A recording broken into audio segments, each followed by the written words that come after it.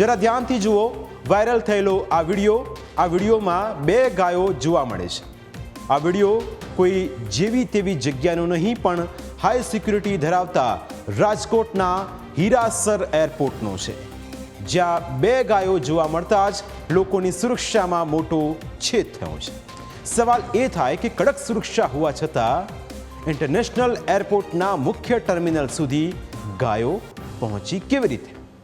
આ સવાલનો જવાબ મેળવવા ન્યૂઝ કેપિટલની ટીમ હીરાસર ઇન્ટરનેશનલ એરપોર્ટ પર પહોંચી અને ત્યાં સુરક્ષા વ્યવસ્થાનું રિયાલિટી ચેક કરવામાં આવ્યું। સમગ્ર ગુજરાત જોઈ લઈએ, રાજકોટ જોઈ લઈએ, એરપોર્ટ ઓથોરિટીના અધિકારીઓ પણ જોઈ લઈએ। અમે તમને આજે એક એવો માર્ગ બતાડવા જઈ રહ્યા છીએ જ્યાં 2 પગ તો ઠીક છે, પરંતુ 4 પગવાળા પશુઓ આસાનીથી રાજકોટના હીરાસર ઇન્ટરનેશનલ એરપોર્ટ ખાતે પહોંચે છે। તો ચલો જોઈએ કે આ ખરેખર માર્ગ છે શું।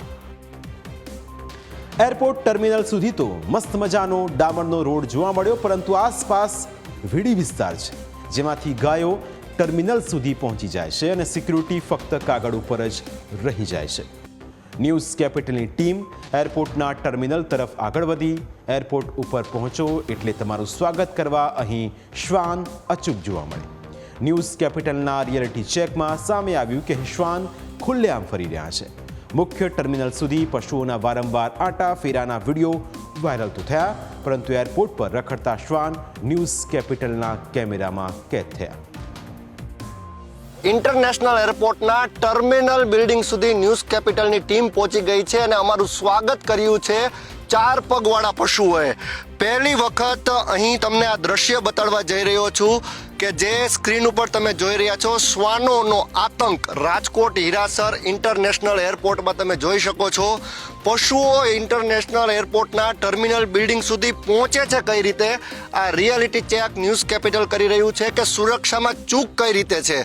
જો તમને ટેક્સીઓ દેખાતી હોય, કોઈ પણ વાહન આડી રીતે પાર્ક કરેલા હોય તે દેખાતું હોય, તો આ પશુઓ શા માટે તમને નથી દેખાતા?